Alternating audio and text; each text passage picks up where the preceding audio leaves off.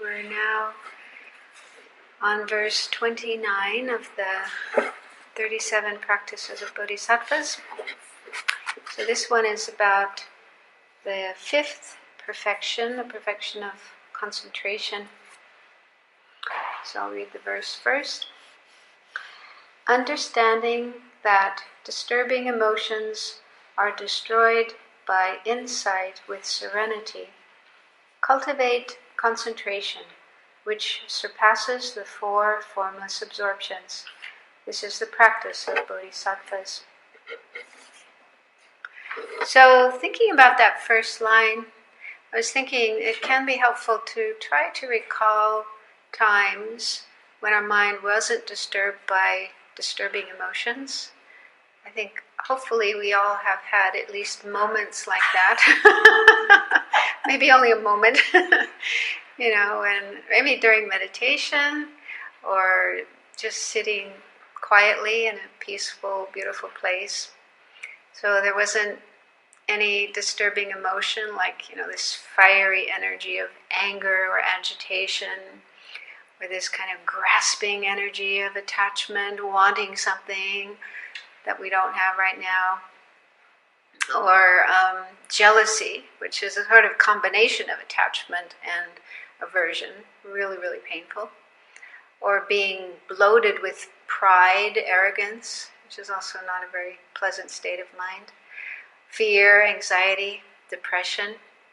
So I think hopefully we all have had moments where, and none of these disturbing emotions were churning around inside of us, and we just felt really calm and peaceful, contented, happy, and positive.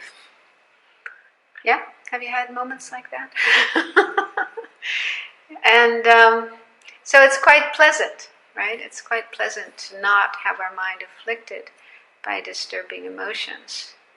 But those times don't last very long. They may last a few moments, 5 minutes, and then sooner or later, something comes up.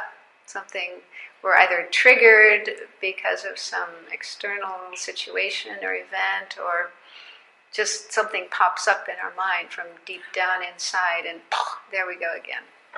Where was I? Something happens, and then one or more of the disturbing emotions pops up again in our mind, and then, we're again disturbed.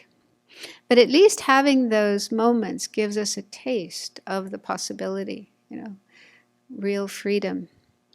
And Buddhism says it's possible to reach a point where the disturbing emotions are totally gone forever and will never return, meaning we can be in that state of mind forever and never again be disturbed by disturbing emotions.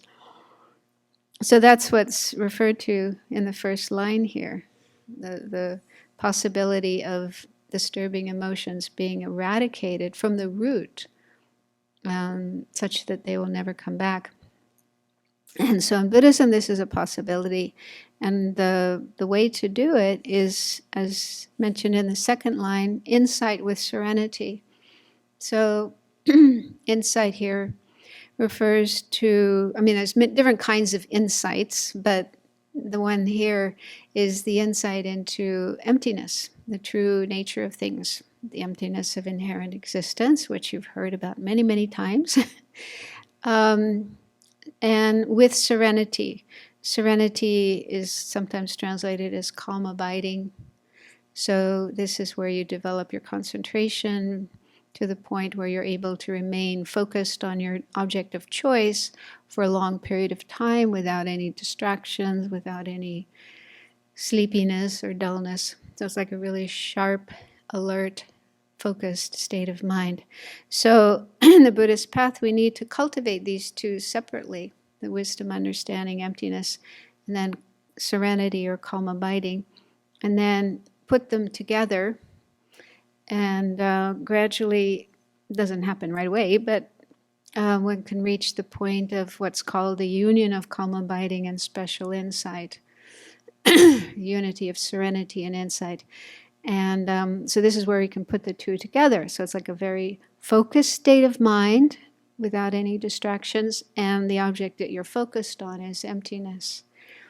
And then you continue working on that, developing that to the point where it becomes a direct perception, direct realization of emptiness.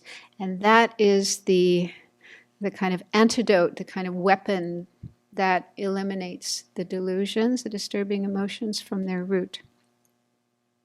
So it's possible, but of course it's not easy. It's very difficult to do that. And in fact, the order of the perfections is in terms of easy to hard. So the first perfection, giving, is said to be the easiest one. And then second is ethical conduct and so on, up to the hardest one, which is wisdom. So this is the fifth hardest, concentration. So it is not easy. And in fact, I heard that the Buddha once said that subduing one's own mind is more difficult than conquering 1,000 armies, each consisting of 1,000 soldiers, meaning 1 million soldiers. Sort of brings to mind these martial art movies where you've got this hero single-handedly combating this huge army. When I heard that, I felt kind of relieved, actually, because it is hard. I mean, it's hard. I've tried it. I've tried doing karma biting. It is really, really hard. So knowing that even the Buddha found it hard, even the Buddha acknowledged that it's really difficult to subdue your own mind, kind of made me feel, okay, whew, I'm not the only one. And there's also a story I heard of a Tibetan man who had spent time in a prison, one of the Chinese prisons in Tibet. I think something like 20 years he was in prison, and he was, of course, subjected to all kinds of horrible experiences, beating and torture and so on.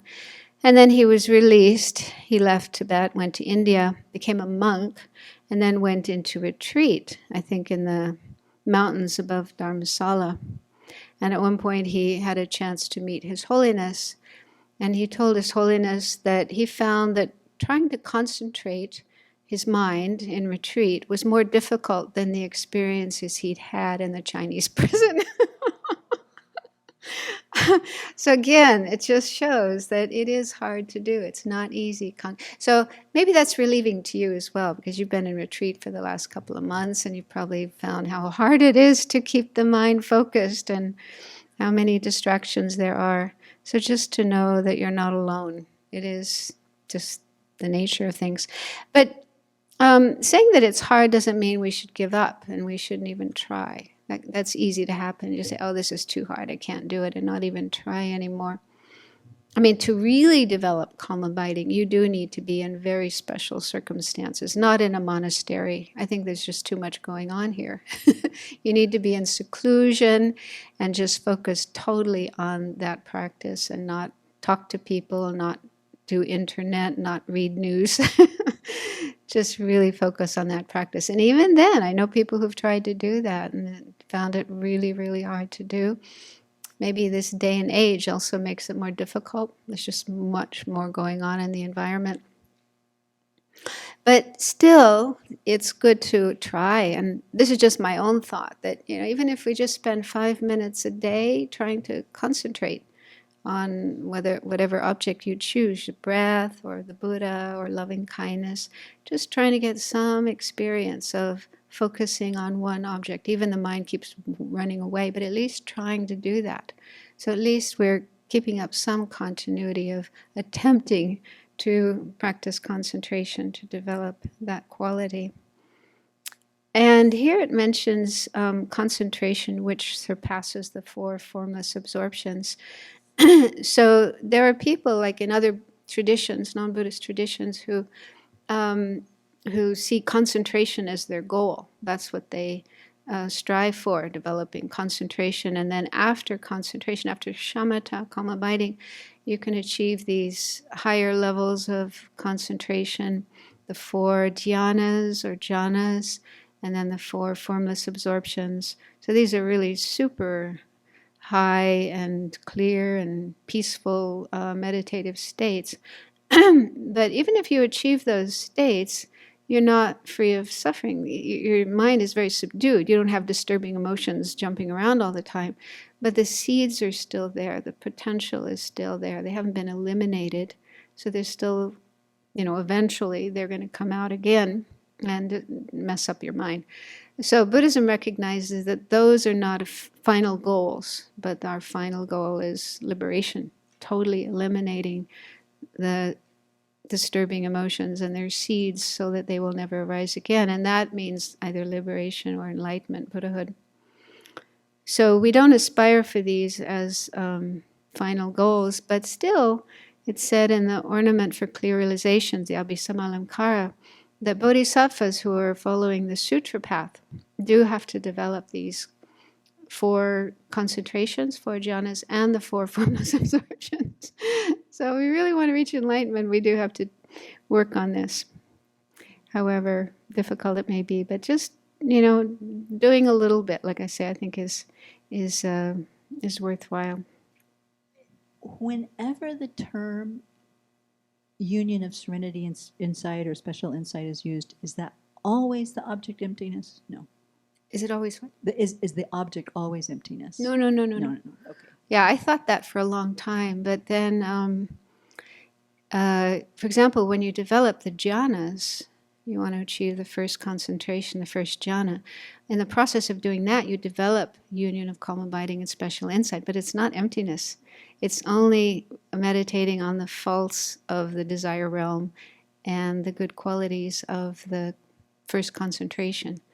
Yeah, so it said there's different ways of developing, or different objects for developing the union of calm abiding and special insight, but what we want ideally is on emptiness.